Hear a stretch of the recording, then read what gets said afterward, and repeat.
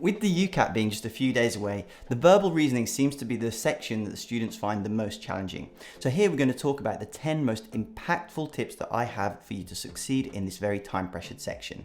As you know, the verbal reasoning section of the UCAT is assessing your ability to read quickly and then weigh up the correct information. So here we're going to look at the 10 best ways to identify the key information and then draw the correct conclusions. And then towards the end, we're going to look at the common tricks that examiners try to pull to trip you up and the ways to fight against them. So let's just dive straight in. Number one is learn and use the keyboard shortcuts. This is the most time-pressured section of a very time-pressured exam, and just little things that can save you seconds here and there all add up and contribute to your performance and score. Any function on the exam that you can see on screen with a capital letter, you will be able to use a keyboard shortcut for. So for example, to go to the next question, if you hit Control N, that will toggle along. If you want to flag something, Control F. And then if you want to use the calculator, Control C, and using numlock and the numbers on the keyboard to enter your digits. Now, it's not very common to want to use the calculator for verbal reasoning, but sometimes there are numbers that might require you to do calculations. Number two is to make sure you are feeling confident before moving on to timed practice. Getting used to doing the questions under the time pressure and at speed is key to performing well, but also there's a fine balance between diving in with that too early. You want to make sure that you're feeling confident, you are getting the answers right and you know how to do it, you've got your technique down and are comfortable with what you're using, and then start slowly speeding it up. There's a thing called progressive overload that weightlifters use, and that is where you set a certain weight, make sure you get comfortable at that weight, and then you move up to the next weight, pushing yourself a little bit more until you're comfortable there, and then you move up and up and up, and they call that progressive overload. Number three is to understand your definitions. The same as when we do the SJT, and we really want to know what each area of the importance and appropriateness questions mean. Here we really want to know our true, false and can't tell definitions. These definitions are something that we go into more depth in on my UCAT course, but for now, very briefly, I'll explain that firstly, true is based on the information in the passage alone, the statement is correct. So no assumptions, no outside knowledge. So an example would be if it doesn't state the speed of light and asks you if something is faster than the speed of light, you can't say yes because it hasn't explicitly told you what the speed of light is. That would be assuming or inferring something with outside knowledge that is not based in the text. Again, false is something that you can explicitly say is false based purely on what is said in the text. But the most important definition to know is the one of can't tell. The time to select can't tell is when the text is not enough to allow you to infer something. So it could be true, it could be false, but based on what's said in the text, you can't tell for sure. And a bit later in the video, we'll look at some of these tricks that they play where you might be tempted into thinking that something is true, but actually it's can't tell because of the way it's worded in the text. Number four, one of the biggest tricks for being able to tell whether something is false or can't tell is when there is a mismatch between the language. What I mean by this is if the type of language that's used in the question versus that of the text is very different, then it's unlikely to be true. And that's usually in relation to the kind of words that are being used. Definitely versus sometimes, always versus occasionally. It might say something occurs all the time when actually it occurs most of the time, but that is not all the time. There are still some occasions when that event doesn't occur. And you'll find that using this mismatch of language technique throughout not just the UCAT, but your entire medical school career will help you identify when language patterns don't quite match up and give you a clue as to what the answer is likely to be. Number five, watch out for some of the tricks that they're going to pull on you.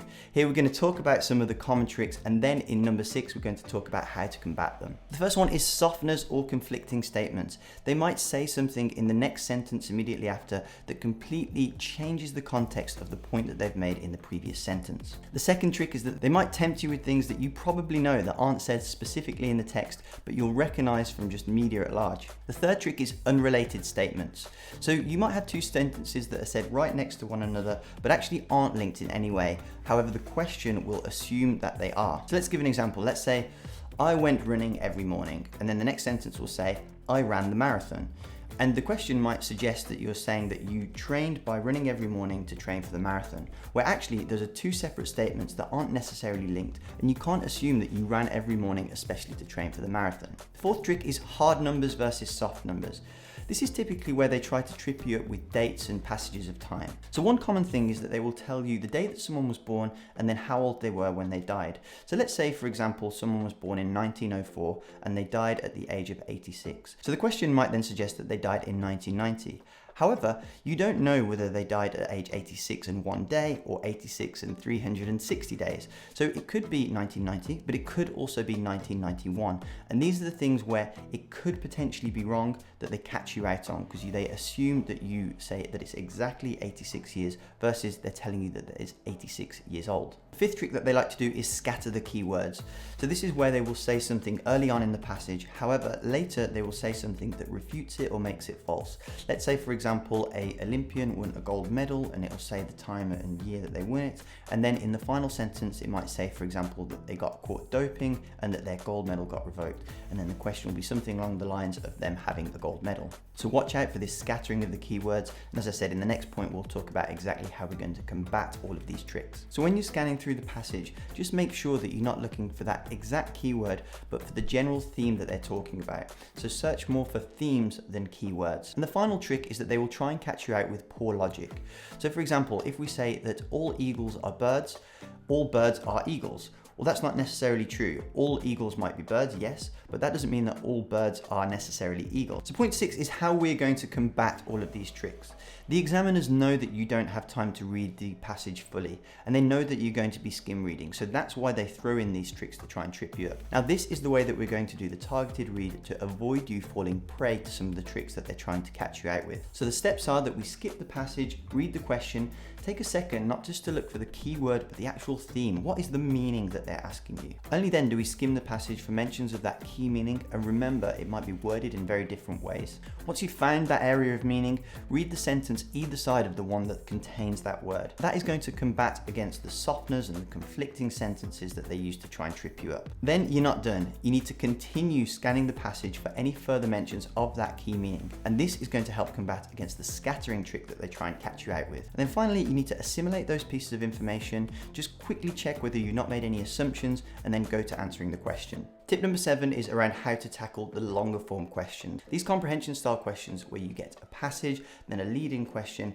and actually instead of true, false, can't tell, you get 4 statements and have to select the most correct, are some of the most challenging, and they take up about 65% of the questions of the verbal reasoning. So what you have to do is get very good at doing loads of mini targeted reads and selecting the most correct. When it's asking you for most correct or best or truest, whatever it is, you have to realize that they are trying to trip you up by giving you a correct one at the start, and then towards the end, that's the ones that are actually the most accurate ones. Because what they're hoping is that you'll read, get to maybe the second one, find something that is kind of true, so you think, I will just go for that one, and then actually not find that further down, maybe on the third or fourth answer, there's actually one that's even more correct when compared to the text. These are the most time-consuming questions of the verbal reasoning. So whatever technique that you decide to use, it's important that you have it really honed in and get very quick at doing this so that you can do this one as quickly as possible, but also make up the time in the true, false, can't tell questions, which are generally a little bit less time-consuming than the rest. And the next few points are probably some of the most important. But while we're on the subject of technique, I just wanted to talk a little bit about this, because what a lot of students ask me is, do I have to do the targeted read? And the answer is no. If you read very quickly and you feel like you can do it in the time, some people do read fast enough to be able to do the passage and then go on and answer the questions. Now, there is no correct or incorrect technique, whatever works for you. So it's about finding a technique that suits you best, practicing it so that you've got it down and you can do it under pressure, and then just sticking to it for the exam. So there's no golden rule as to what you have to do, but just for the majority, the targeted read seems to be the technique that works the best. And of course, you can try a lot of different techniques if you want and test them out. Test different ways and then measure them when you do some practice papers and see how you score and compare them. Of course, when you're trying a new technique, you might get a few wrong at first while you're getting used to doing it that way. But once you've got a true reflection of which one suits you best, that's probably the one to go for and the one that's going to give you the highest marks. Number 8 is to prioritize getting through the exam. Let me give you an example. If you get through 100% of the exam with 80% accuracy, of course you'll score 80% in the verbal reasoning, which actually would be a fantastic score.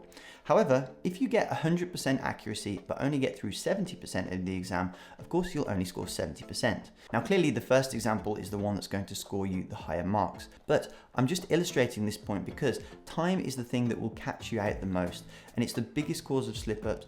Try and just make sure that you get through everything. So that means be ruthless, guess and move on if you're not sure, flag some questions if you want to come back to them. However, it's very unlikely that you'll have more than a couple of minutes to come back to flag questions. But essentially, getting through it and just making sure that you attempt at least all the answers and have a guess because there's no negative marking is the most important priority when doing this exam. Number 9 is really answering the question of how long should I spend preparing for the exam.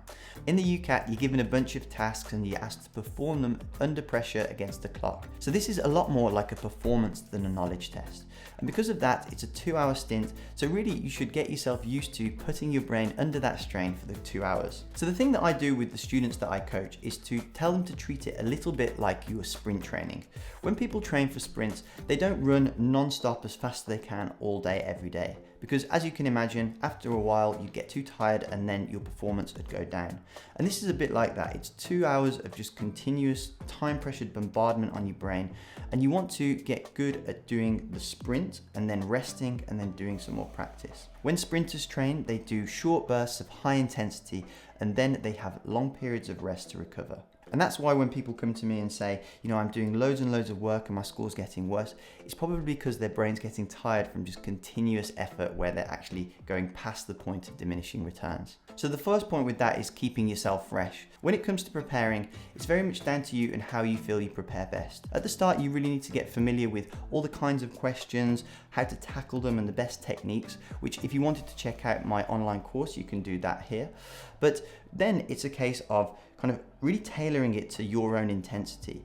If you need a certain score and you're aiming for that, you need to do regular mock exams to calibrate how you're doing. So first, I would say, start with getting comfortable with answering the questions. But then once you're comfortable, start doing it against the time and gradually reducing the time for which you're doing it, increasing the pressure, and with that progressive overload, kind of slightly upping the ante each time as you get more and more comfortable with doing it at a faster pace. So in terms of when to start preparing, I would say that it helps ahead of time to do a mock test just to get an idea of where you are and how much work it's going to require to get you to meet the mark. And then my friend Kenji Tomita gave some really good advice with how you calibrate.